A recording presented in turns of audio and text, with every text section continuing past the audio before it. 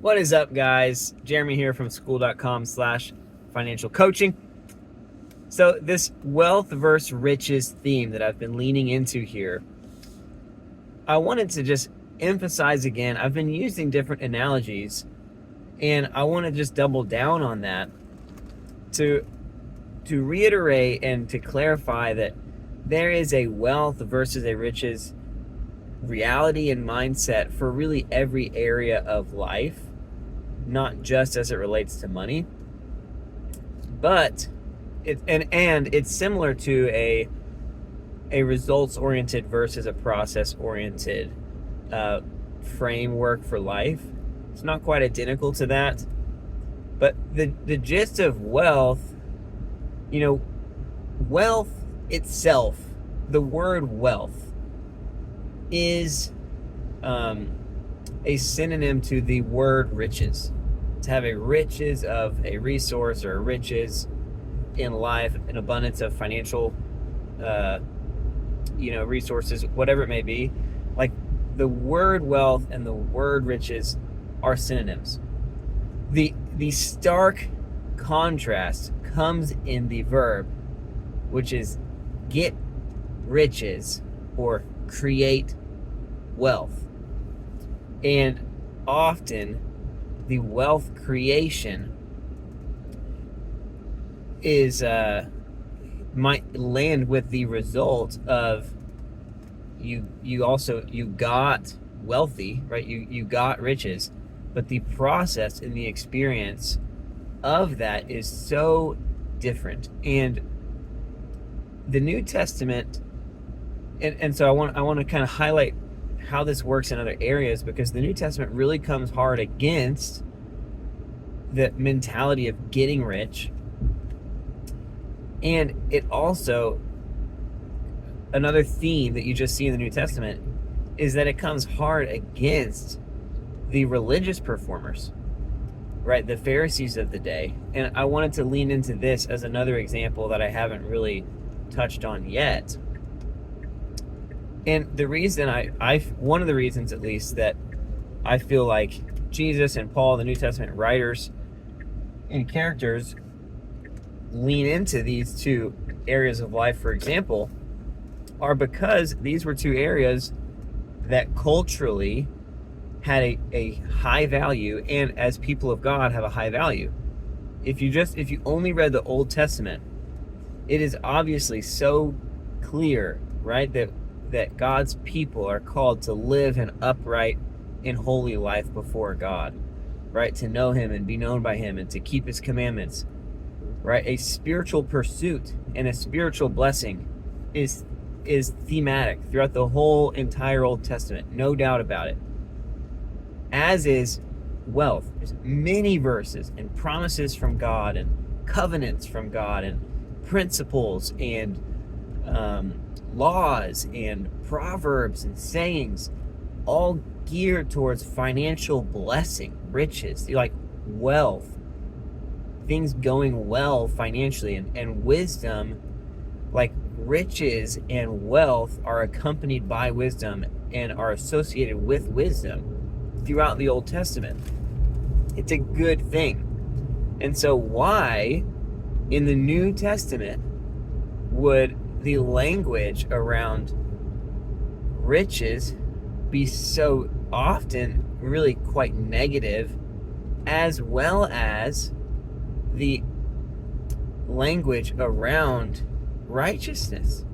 Now, of course, Jesus teaches a message of righteousness, but the people that were walking that out supposedly to the highest exemplary standard just get rebuked all the time.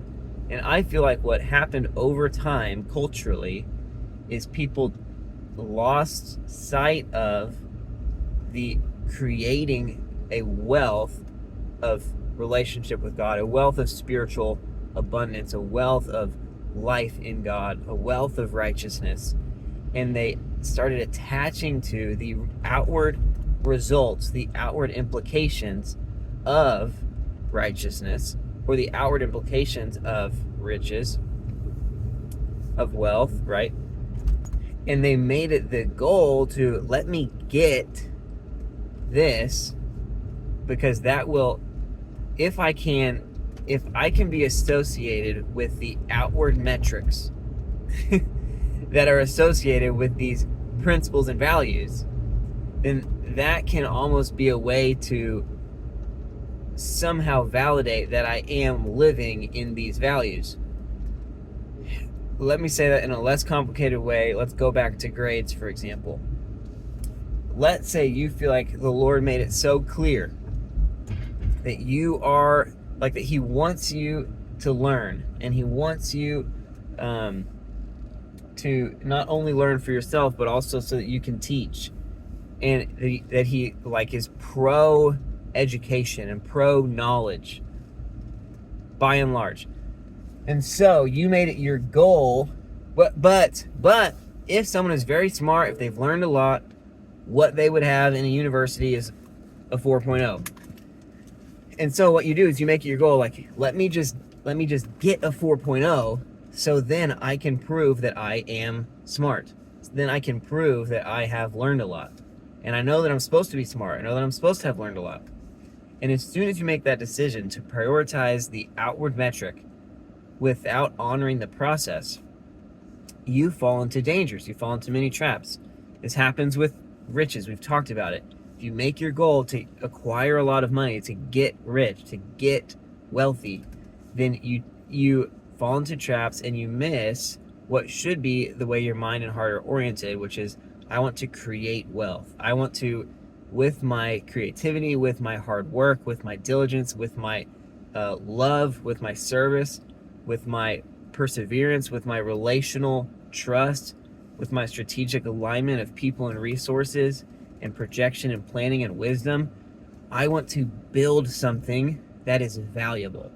That is so different from, how can I get more money, right? It's very different. And we are called to this, right? This, like, wealth is associated with wisdom, right? There are these Old Testament blessings. There is this favor and covenant of God that is communicated in this and oriented in this positive association with creating wealth, and wealth being a symptom of something good. And so in the New Testament, a lot of times it's spoken harshly against, because, like I said, I feel like people got away from the process and started leveraging the external results as if they, in and of themselves, are the calling, are the covenant, are the blessing, are the proof and the validation of the creation of wealth. And what Jesus is highlighting in the New Testament is, no. You can get rich and have totally skirted the process of wealth creation. And that's not okay. You can get a 4.0 and have lied and cheated your whole way through it. And no, you didn't do a good thing. Like, we're not called to the results. We're called to the inward transformation and the process. And that process of creating wealth, again, can look like something in every area of life. So with spirituality, for example, all these commandments, right? And all these blessings associated with the like obedience of these commandments, the closeness of relationship with God. Over time, somehow the culture of the Jewish people, of the Pharisees, of whoever, started thinking, if I can maintain all of these actions perfectly, then that outward result, that outwardly displayed choice, will validate my spiritual life. That will be my confidence before God. There's plenty of scriptures of this, of whitewashed tombs, of cups that are clean on the outside but dirty on the inside, of people praying before God, confident in themselves. And meanwhile, Jesus is rebuking the clean outside. He's rebuking the people confident in themselves. He's validating the sinner. He's spending time with the unrighteous, the unholy, the wicked people. And it's like, what? Why would you do this? Because the whole Old Testament, you made it so clear we're supposed to be pure, we're supposed to be righteous. We're not supposed to be unrighteous. We're not supposed to be wicked. So why would you all of a sudden flip the whole script, right? Are you like, this is like the most antithetical demonstration of what is taught in the Old Testament. And Jesus is like, no, it's not, because you got it twisted. You started latching on to the results of a wealthy soul, the results of a wealthy spiritual life with God, being this righteousness, etc. And you skipped the process with God. You skipped the inward, real transformation before God, the piercing of like joint and marrow, right? Just the cutting to the heart, right? The presence and truth of God applied to your most inward being, and let my external actions, however good they are, be a genuine reflection of the goodness that's in me, rather than thinking if I do enough good, that means I am good. What Jesus is saying is, no, that's not the case. You can't do enough good to be good. In fact, I would much rather you acknowledge how bad you are so then I could save you. Similar, right? Similar with the language of the New Testament as it relates to money. Whereas people thought, okay, if I can get money, that means I'm blessed by God. It's like, no. The money is supposed to be a demonstration of the blessing of God, but getting money doesn't get you the blessing of God. You're supposed to be blessed by God, and then there's like a financial evidence, right? Or you're supposed to create wealth, and then there's a financial evidence of the wealth you've created. But just going and getting money does not mean that you have created wealth. Doing the things that a holy Christian would do does not make you holy on the inside, etc. Getting a 4.0 does not make you smart or mean that you have learned things. So with riches and with spirituality, you see it so clearly, this juxtaposition from the Old Testament and New Testament. And I just wanted to highlight that it really is, this is a thing. The creation of something real, the creation of wealth, the genuine transformation from the inside that begins to implicate your behaviors on the outside, versus just trying to modify your behaviors on the outside, hoping that it can implicate something good for the inside. But in reality, you're just in suppression and denial of the inside. And so it's a ticking time bomb ready to explode.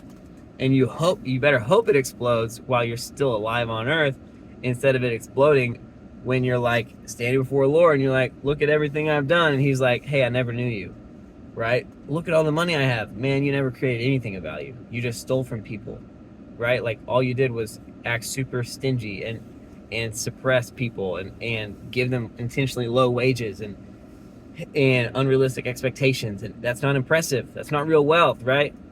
Oh, but I got money. Yeah, that doesn't mean I bless you. You went and got that. I didn't ask you to go get money. I asked you to create wealth. And I promised that there will be, right, positive metrics, positive outcomes associated with this real transformation. But I never asked you to go get the outcomes. I asked you to give yourself to the real transformation.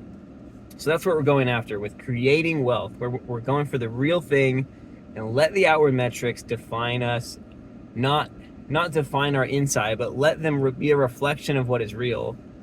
And if they're not yet, then they will be, versus just trying to modify the outward reflections, hoping that it can change something on the inside. Let's change the inside and let it overflow into the outside. All right. I think I've talked enough about this topic. Let's move on to some more stuff.